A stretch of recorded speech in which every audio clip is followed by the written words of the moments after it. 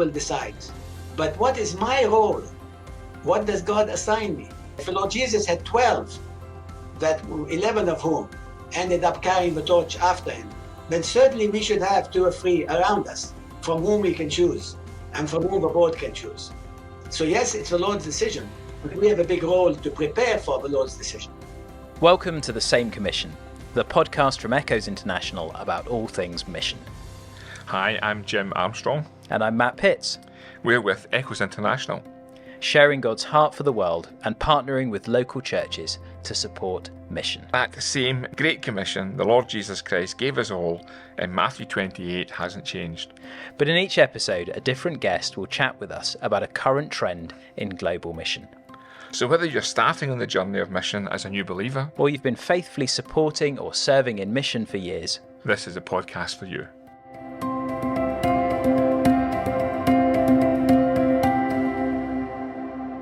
Welcome to today's episode of The Same Commission. It's great to have you listening wherever you are or wherever you might be. With us here today online is our guest, Ramez Atallah. It's great to have you with us, Ramez. It's a privilege for me. Thank you. It's a bit warmer in Egypt than up where you are. I'm sure it's considerably warmer in Egypt than it is where I am. Just to give a bit of a potted history of Ramez, he left Egypt as a child after his family found that their property had been confiscated by the socialist regime back in the 1950s. He lived for a time in Canada, and that's where he met and married his wife, Rebecca. But then in 1980, he returned to Egypt with his family, including 2 young children, where he served with IFES, the International Fellowship of Evangelical Students, and the Lausanne Movement. And then since 1990, Ramez worked as the General Secretary of the Bible Society for Egypt. And that was until 2021 when he retired from that role. And he now acts as their senior advisor. We're delighted to have Ramez with us today. The theme today is called Succession, Not Retirement, looking what it means to successfully hand over a ministry. All mission partners reach a point in their ministry when they need to step back and hand over. Often this is to a new generation or to a different member of a team. And it might be for a variety of reasons. It could be for health or family reasons, or it might simply be due to age. But without careful planning in advance, this can become quite a messy process and a difficult one. So Ramez is here today to share a little of his experience with us. But first, Ramez, if you could just share a little of your ministry at the moment, just give us a kind of 2-minute summary of what you're involved in at this present moment. Since I retired from being the CEO of a Bible Society, they've made me this nice, cozy office with a coffee pot you saw behind me.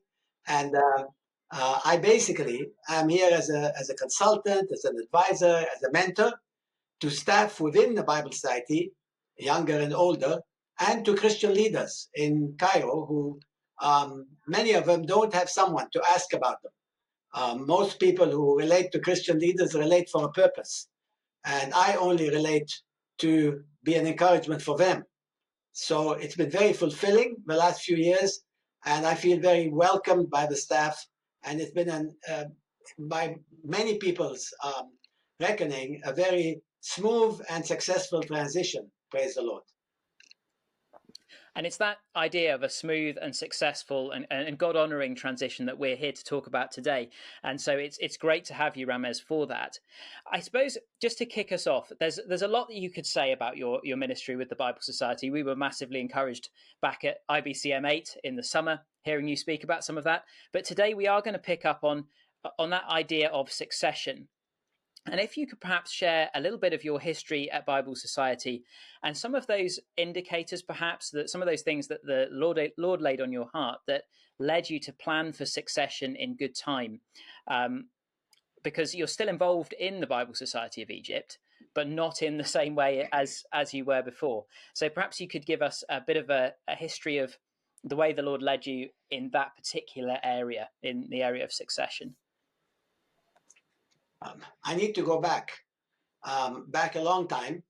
When I was 17 in my Christian Union at the University in Montreal, I was given a responsibility to be the mission secretary of a group And the person who gave me that responsibility said, he explained what I was supposed to do, encouraging students to think and pray about missions.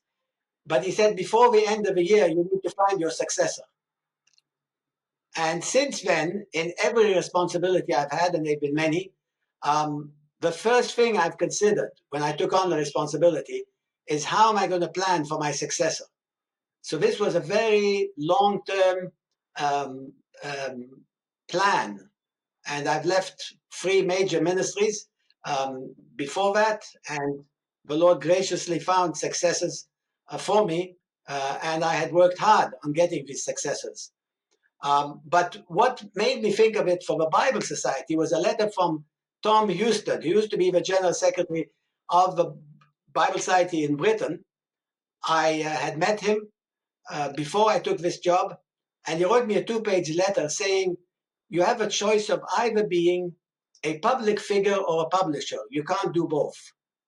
That was a very sobering letter. And from that time, in the beginning of 1990, I decided I would be a publisher and not a public figure. I'll get into that more later on, but to explain why this was so crucial in finding a successor for me.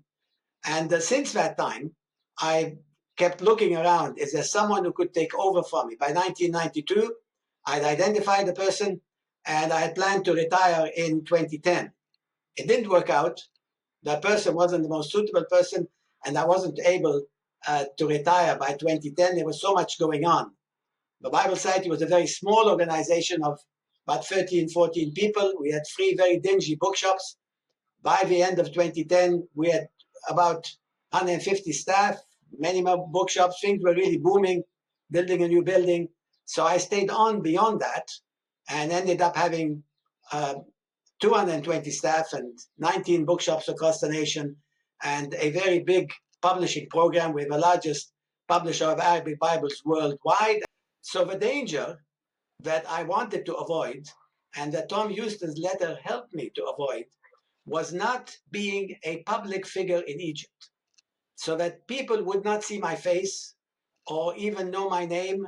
I wouldn't be in magazines. I wouldn't be on TV interviews. I would do very little preaching, so that I would be a publisher, behind the scenes publisher, and that people would not be attached to me, but be attached to the Bible Society. Very early in my work, I was told by the staff that we have Bible Sundays, and you're supposed to, as General Secretary, be the one to speak at those Bible Sundays. Once a year, we have a Bible Sunday in as many churches as we can. By the time I preached in 35 churches for 2 years, I realized that if I continue this way, this was the 90s, and most churches only had 1 service on Sunday morning. I wouldn't be able to attend the church myself, and I would limit the Bible Society by 52 churches only. So in about 1993, I decided not to speak at any Bible Sunday.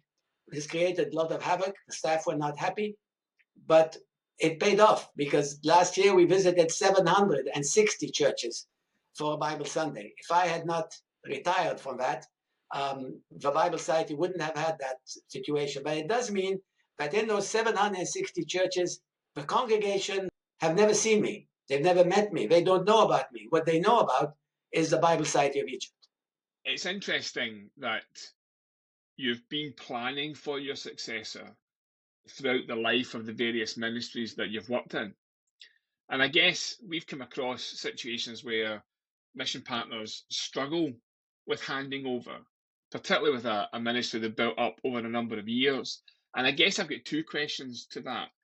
The first question is, why do you think that might be? Why do mission partners struggle with the handover, with succession? Why do you think, what are the key things you think that's behind that?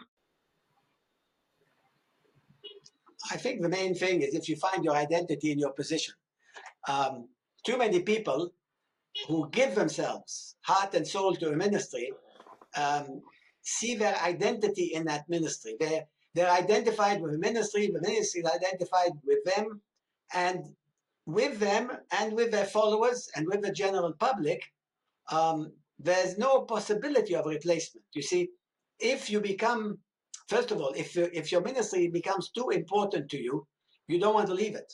because you can't imagine yourself without it.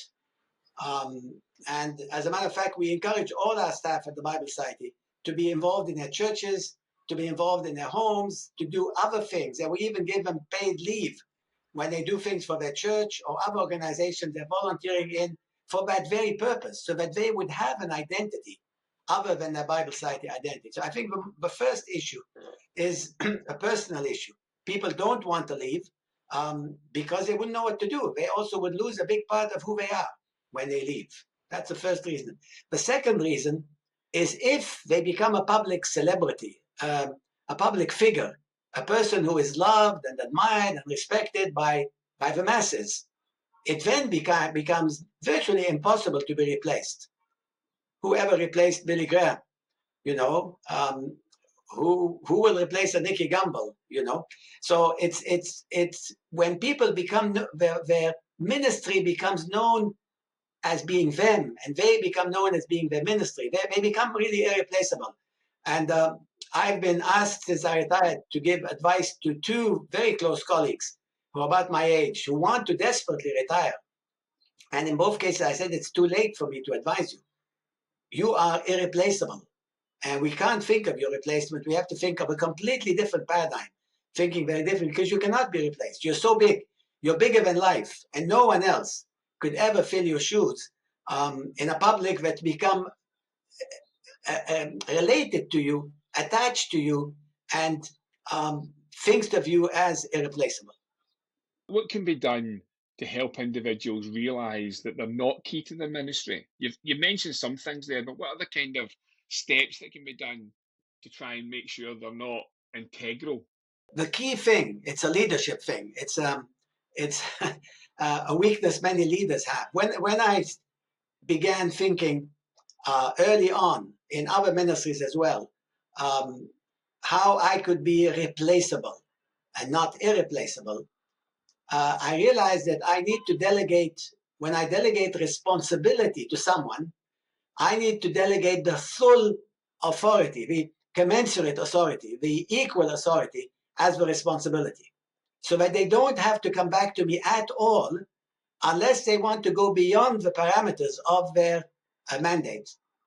So in many cases, in many of these ministries, but most clearly in the Bible Society, I deliberately did not have information that most CEOs would have. I didn't know our discount plan for staff, for people. I didn't know the price of the 700 products we sell, because my first dilemma when I started was I get a phone call to my secretary, and people would say, I have to speak to Ramez, and she say, what for? And they say, it's a personal matter. And in 90% of the cases, they wanted a bigger discount than they got from our bookshop. So when I told them that my board, and I actually had done that, my board has not allowed me to do discounts, and I could only give them the same discount I took as a staff member, which was the same discount they would get if they opened an account for their church. They were both disappointed and surprised and amazed. How can you be the head of a Bible Society and not know about your discounts, not know how much? I said, it's not my business. I'm not a salesman. I'm a general secretary. I'm not the salesman. I don't get involved in sales. And slowly, people believed that. So after the first 2 or 3 years, my secretary wouldn't get phone calls saying, I want to speak to him for a personal matter, because they knew that they couldn't get anywhere with me in what they wanted. And so on and so forth in many other ways. I was away from the decision-making of responsibilities that have been delegated. And when I delegated the responsibility, I also was concerned for the what, not the how. So it meant that people who worked for me, right under me, under my leadership, did not feel they had to come back to me, except in very rare cases. And they were able to do what they wanted to do. As a result, the public did not deal with me, but with these people. They were seen as the key people in their publishing, sales, and fundraising. They were free to make decisions without having to come back. They never said, we have to check with the boss, because they didn't need to check with the boss, as long as they worked in their area of responsibility. Yeah, and I think that is absolutely crucial, just what you've said there, because, and I'll ask another question in a moment, Ramez, but I suppose what you're demonstrating there is that succession and this idea of almost making yourself obsolete in a role, perhaps at some point, is actually not just a strategic thing that you maybe just talk about with your board as who's going to be the person that does my job, but it's actually a very everyday operational thing that runs throughout your team, so that your whole team are thinking in that way as well. And I think I wonder whether we sometimes, when we think about succession, we think about, the very big picture, the long term, who's going to be doing this, this top job, this CEO role, and we don't think about, are there everyday things like who the phone call is put through to, that might play into that. And I think that's really crucial. I certainly hadn't thought of it in that way until you just clarified it like that. So just a question then. One of the things that Echoes is involved in is the listing of new mission partners, and we work with churches as they send mission partners out to various parts of the globe. And a lot of what we do at that early stage is trying to make people aware of potential ministry pitfalls, things that they might experience. And I suppose this idea that succession might not be a high priority is one of those pitfalls. What advice would you give? And you've sort of gone into this a little bit, just coming back to your university example, but what advice would you give to perhaps a new mission partner going out with Echoes or an organization? What can they be thinking of right from the start in terms of making sure that they can pass on the ministry that the Lord has given them? It's a counterintuitive thing. It's basically do as little as you can. You see, people find their value in what they do. And then people thank them for it and say, you're so wonderful. We couldn't do it without you. And that's the beginning of a downhill. If you begin believing that people couldn't do it without you, then you've lost the game. You're a loser, really. You can't be succeeded because you begin feeling you're indispensable. People feel you're indispensable. They can't manage without you. So the first thing really is to say, don't do anything that someone else can do. And by this, I mean anything. And it's not easy. There's both your pride and your sense of not wanting to be dependent on people that makes you say, oh, it's simple, I'll do it. But if there's something that someone else can do, please get them to do it. Because then it means that you're not seen as being indispensable and you don't perceive yourself as being indispensable. And the way to do that is not to believe what people say about you, because a big problem is that when people admire what you do, they begin praising you in a way that makes you believe that you're indispensable. It happens to pastors, to preachers, to successful people. Oh my goodness, we wouldn't be able to do everything you did in the Bible Society. Without you, the Bible wouldn't have gotten out of Egypt. Without you, this wouldn't have happened.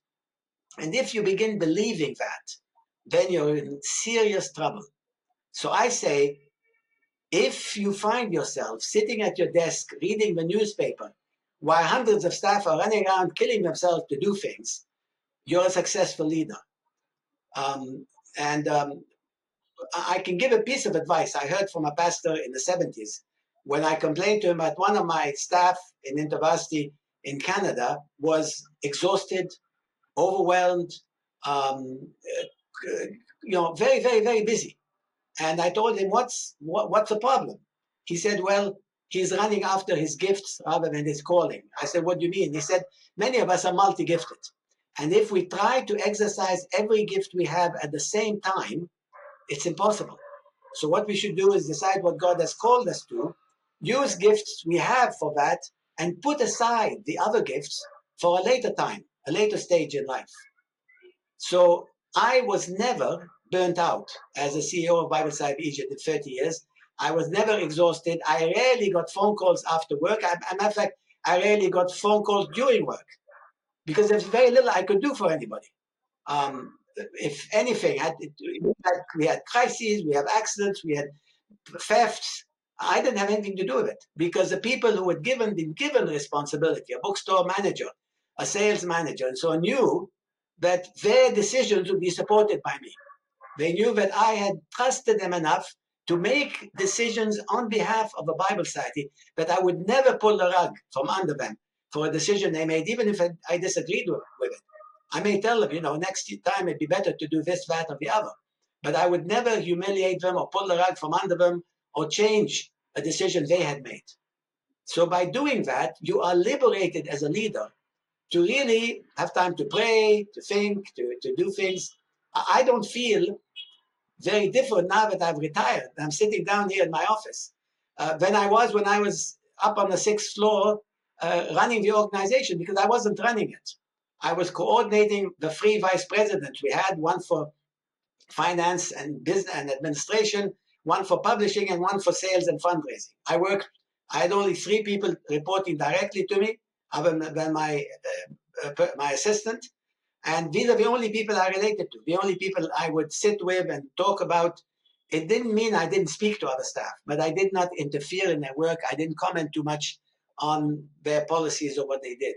So by liberating myself from that. So and of course it's very important for a Western missionary going to another country where the natives would make of the Western missionary an indispensable person. He or she believes it, they get fascinated by it, they get committed to it, and they become very quickly indispensable to their place. But if your real mandate is do as little as possible, don't do anything that someone else can do, even if it takes them 10 times longer than you to do it, even if they're not as competent as you to do it, encourage them, stand behind them, don't blame them, be willing to risk.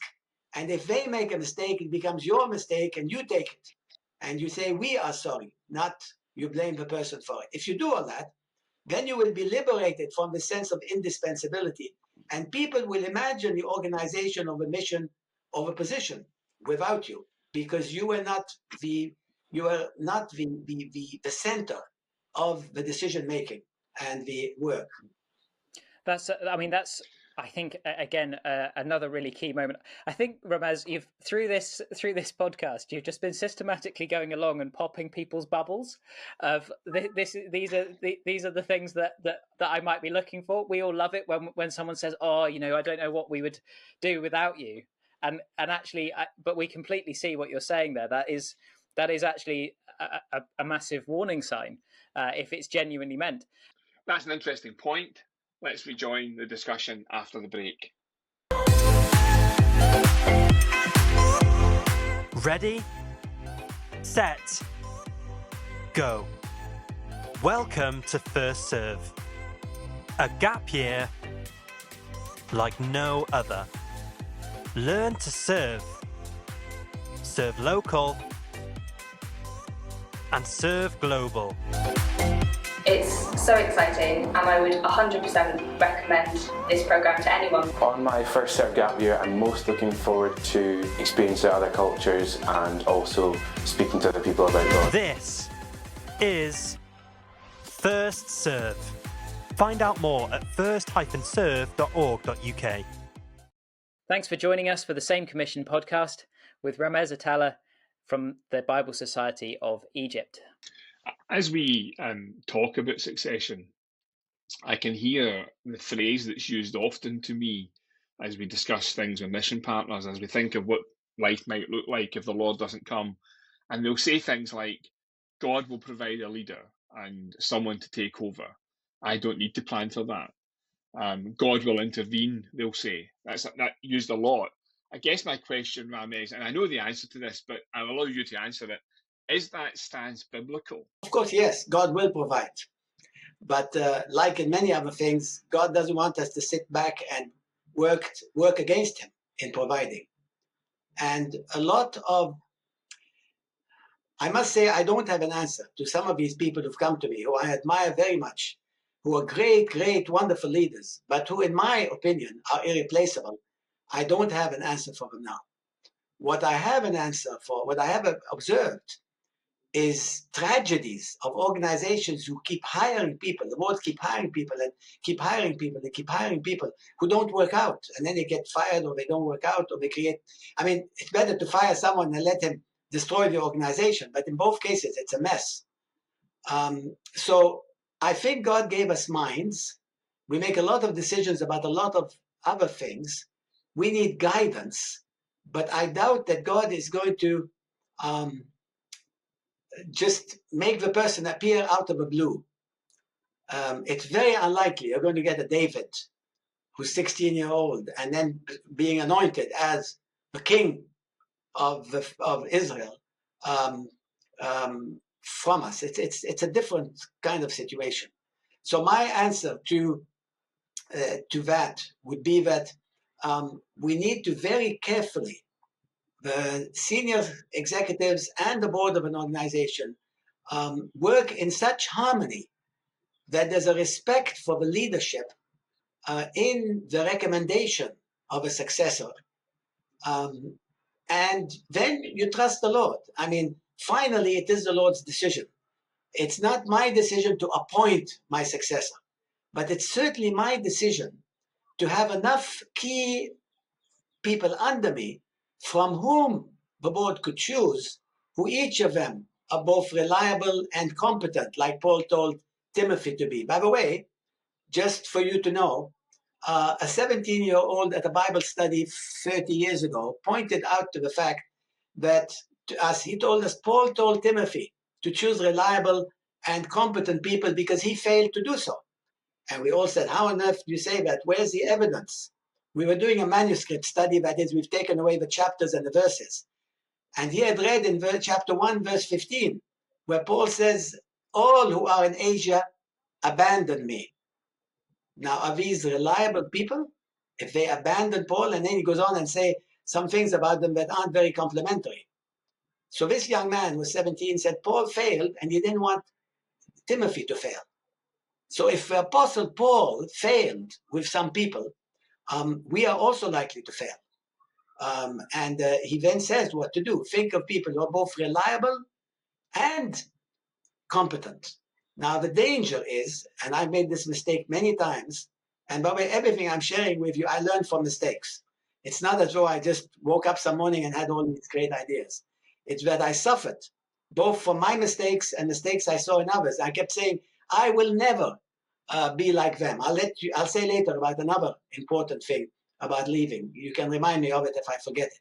But in this particular situation where people feel so cornered, in a sense, we will let the Lord choose. Yes, the Lord will choose. The final decision is the Lord's, but you should leave behind you people who will be competent, reliable and competent. Character, by the way, in my very long experience at many failures, character is much, much more important than competence. You can send someone to school, train him, equip him. You can get someone who is not very competent in something, be more competent. Now, I'm not saying that as a blank thing. You can't, if you know nothing about something, you may not be able to be competent. But you can make a person more competent. But you can't change a person's character. Competence can be acquired, character cannot. So when you're choosing someone, character is way, way more important than competence. And the second important thing in choosing someone is that a good percentage of his work is in his passion. When people do things they're passionate for, they're much more likely to succeed. But yes, the Lord will decide. But what is my role?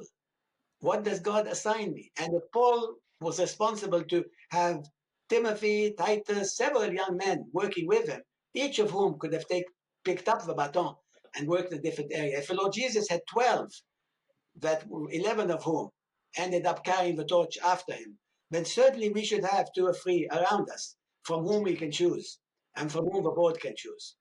So yes, it's the Lord's decision, but we have a big role to prepare for the Lord's decision. Yeah, and I think that's, again, you're picking up on so many different things there, Ramez. I suppose just there may be some who are perhaps involved in ministries that are smaller, that perhaps don't have a board or that kind of thing, but often they're working alongside the elders of a local church, for example, who are going to be feeding into this kind of decision. And a lot of what we've talked about, although it's from an experience of kind of bigger organizations, actually is so relevant, even if we're talking about a small project or something that is maybe just slightly beyond an itinerant ministry almost. You're still needing to look for these people. You're still needing to actively seek them out, actively involve them in ministry. So, Ramez, we've talked quite a lot about the Bible Society and other mission projects or organizations that maybe would be described as parachurch organizations outside of the local church. We've talked about boards and staff. Is there any difference in the way that perhaps you would see a board being involved in succession to the way in which you would see elders being involved? Because it strikes me that biblically there would be quite a distinction, maybe quite a difference in the way that churches operate to organizations. Perhaps you could comment on the role that elders and church leaders might play in succession as well. It's a very, very, very big difference. I've been on many boards. I'm on board now. And I know nothing of the staff except some of the senior staff who come and give a report at the meeting. I don't know their family situation. I don't know how they get along with their colleagues. So board members do not know the people in the organization, maybe other than the CEO. Local churches, however, elders of local churches, if people are connected to them, people are in their church, they know more about them than the person would want to know. They really know them inside out. So I believe a board of elders in the church is much more competent to recommend or choose a successor from someone they know, from a position they know, than a board who doesn't know the people and who would hire a professional organization to just get the name of the best person around. So no, I think my bias is you need to put a known person in a situation, even if they're not the most competent.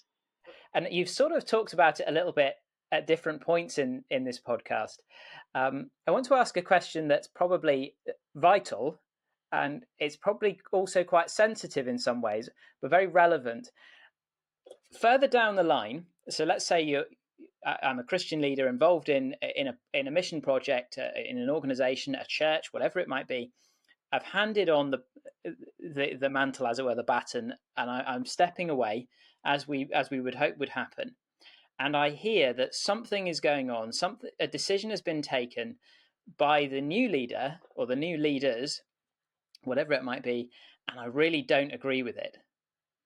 And I won't. And it might be that what you do depends on what you hear and what that decision is. But what's your take on responding to decisions, perhaps maybe operational decisions or strategic decisions that people take down the line after you've left? What do you do if you don't like what you hear?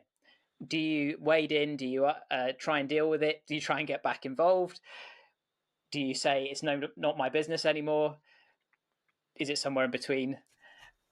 What's your view on that? You have to experience this before you retire. Most of the most successful things the Bible Society in Egypt has done, I was against. But remember, I told you at the very beginning, when I delegated responsibility, I delegated as much authority as the responsibility. And many times, the staff did things I thought they were completely out of their mind. I was completely against it. And it turned out to be the most successful thing that happened. If you have a philosophy of leadership, I've told you at the beginning, you will not be surprised by what your staff are going to do after you. Actually, I get surprised by something else. And it just touched me in that interview that I just sent you, me and my successor, Amir. He made two statements in that interview from his heart, being fully convinced of them. And I knew that I was the source of these two principles. But he worked with me for 14 years before he took on, and he presented them as his convictions. And nothing made me happier. Because you see, if he had said, well, Ramez always told us that, it would still be me being the source. But he'd worked so long that by osmosis, this was his ethos, this was his conviction. He used those words about reliable and competent, which I've used many, many times with the staff. And he said, what we need are reliable and competent people. I sat back and said, wow, and it didn't occur to him that he may have gotten that from me. That I call success. It's internalized.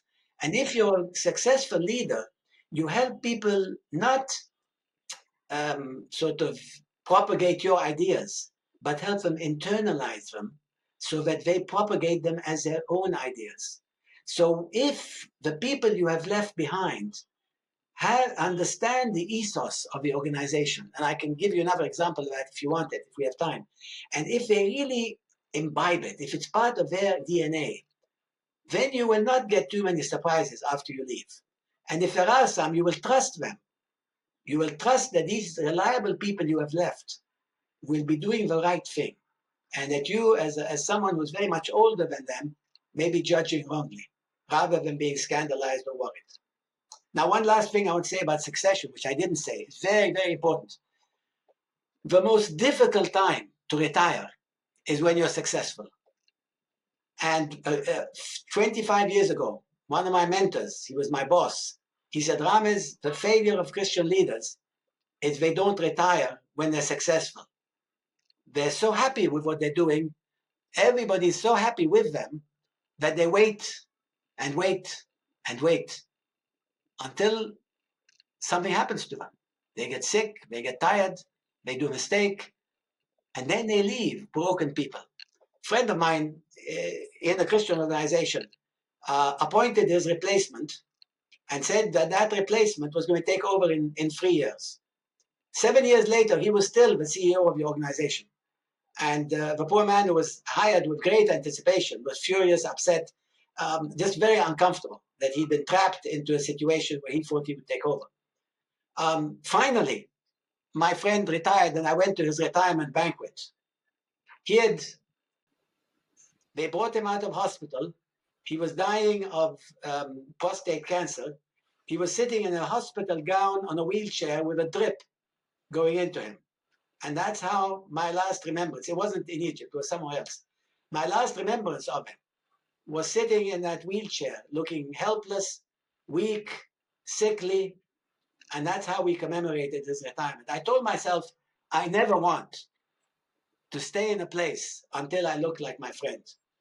And so retiring when you're successful is the most difficult thing to do, but it's the best time to retire. Well, Ramez, thanks for today. One of the things we always ask in each of the podcasts is, what can we pray for you and also for the Bible Society as well? So what are the things that you would ask us to pray for? Too many. From a personal point of view, my wife, you know, Jim, has several ministries. She runs 3 separate ministries. She's the one who needs to hear my talk today because she's a very remarkable woman. She does have, just for irony's sake, my successor at the Bible Society is called Amir. His wife is called Sherry. His wife happens to be the future successor of my wife at the Garbage Village Handicapped Children's Center. So that's a very ironic thing that both husband and wife are taking over from husband and wife. But anyway, the most important thing to pray for us as a family is my wife has adopted, not legally, but actually in every way possible, 8 Sudanese refugees from a war in Sudan. They're orphans, they're 8 orphans, and she's responsible for them from A to Z. Now, she's never done that before. She had to rent an apartment for them, furnish it, get it all fixed up, and then find a person to take care of them daytime, person to take care of them in the evening, pay for their schooling, pay for their clothes, pay for their food. So she's really running that household or subsidizing it and doing it. It's a big burden on her. So pray for these Sudanese refugees because they're really, apart from all our other ministries, they're very close to home. She's very, very weak trying to help them. So Rebecca needs help with her 8 new grandchildren, she calls them. We have 5 other grandchildren, real grandchildren, but these have taken up. So that's a big prayer request. For the Bible Society, I think the challenge of the economy, when I left the Bible Society 3 years ago, I used to say that for every pound we got, Egyptian pound, from our sales, we needed 2 pounds in contributions. And usually, one of these pounds came from Egypt and the other one we got from overseas. So 1 to 2, basically. My Amir told me recently that it's become 1 to 3 to 1. So instead of being every pound, we need another pound. For every pound we get from sales, we need 3 pounds, 3 Egyptian pounds to subsidize the operation. You know, our products now are coming from China and India. We print the Bibles there. They used to come very close to the Suez Canal, and we get them there. Now they go around the Cape of Good Hope, and so shipping for Bibles has tripled. So the cost of a Bible has become astronomical. We sell books now less than paper cost, less than the cost of the paper and printing. So that's a big challenge. And in Egypt, people still want hard Bibles, even though a lot of people have cell phones. So that's the main Bible site need. The other Bible site need is when I left, I had two vice presidents, one for sales and fundraising and one for publishing. Both of these, for different reasons, have left.